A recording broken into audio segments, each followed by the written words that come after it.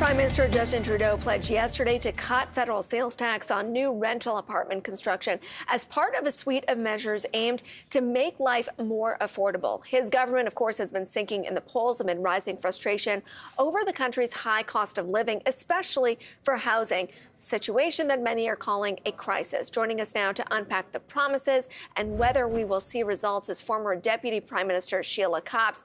Thank you so much for joining us, Sheila. So much has been thrown at the housing market. Let's get at the foreign buyers. Let's get at the speculators. Okay, let's increase interest rates by the most that we've ever seen in recent history. And none of it has really gone a long way to helping the average Canadian buy a home. I think there are two issues, just housing affordability, and in the major centers, that's mostly because rents have gone so high that in a city like Toronto, a one bedroom is $2,500, which is incredible. So you've got the issue of rent. The government tackled the purchase issue with the first-time home buyers proposition some time ago, but it doesn't kick in. You can invest $8,000 over 4 years, 5 years. It takes you 5 years to actually top it up. So you're not seeing things quickly. I think the other issue is people forget that up until this last government, the federal government got out of housing back in the 80s because provinces said they were in a better position with their stock, and they haven't done anything in the field for over 20 years, and we're feeling the effects of that. So even the Trudeau announcement yesterday on rentals, which is welcome, it was actually announced 15 months ago, and it hasn't been able to directly deliver because of the fact that all of these steps have to go through 3 levels of government. And in this particular case, the federal government will be dealing directly with municipalities, but to actually be able to do that took a long time to negotiate. And the solutions aren't quick. The problem has actually taken 25 years to develop, and it's not going to fix tomorrow for sure. And the government is feeling the pinch because most consumers, Canadians, don't care if it's federal or provincial, kind of blame the national government for the state of the economy. I mean, the situation that you just laid out is a difficult one if you're a politician, even more if you're somebody struggling to house yourself. No quick fixes. The other thing is the federal government has, through CMHC, an opportunity to think outside the box. The rental GST rebate was a good. You look, for example, at all of the office space that is sitting vacant in malls and downtown cores across the country. Why not have an office conversion attached to that? So you're actually thinking outside the box. You're fixing 2 problems for the price of 1.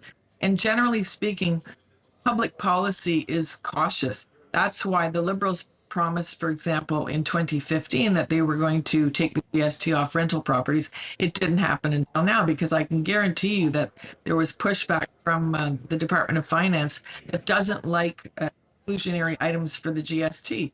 So the government's been pressured and has done it, but I think it needs to go further and look at not just no GST for new builds for rentals, but also for conversions and including conversion renovations.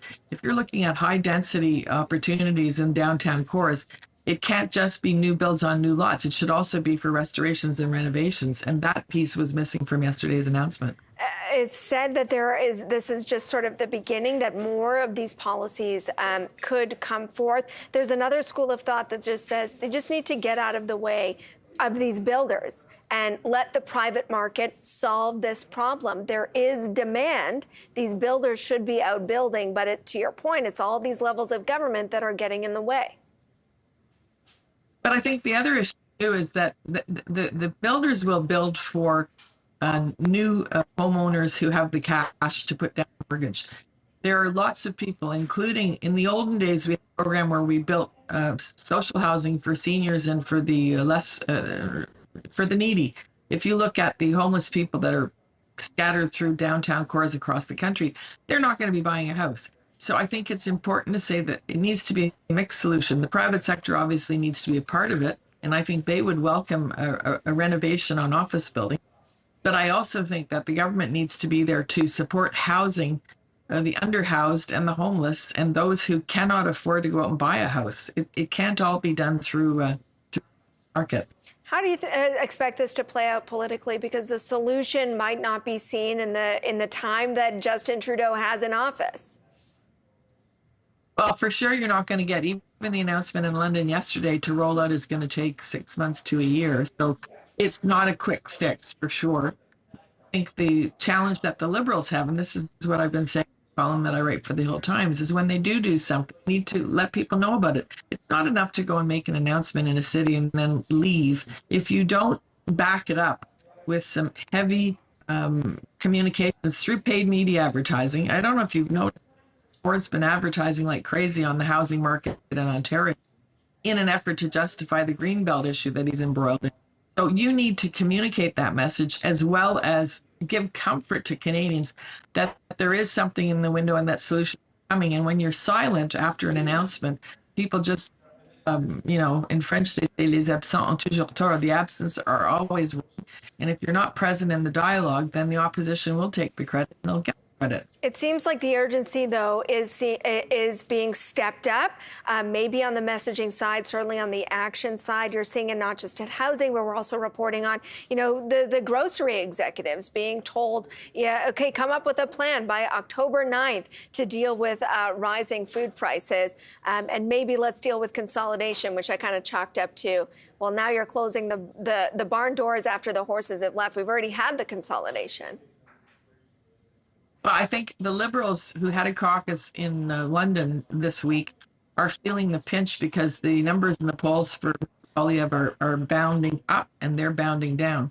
So they need some solutions, and the decision to convene a meeting of the grocers forced them to start thinking about the fact that the biggest issues facing Canadians are affordability. And of course, with the interest rates kind of rise, that's put a damper on people who can buy homes or do other things, but that seems to be in a stalemate at the moment. And with the W strike in the United States, if that continues, you're going to continue to see a bit of a lag in the economy, so that perhaps if interest rates remain stable for a bit, people are going to start to regain confidence and start spending again.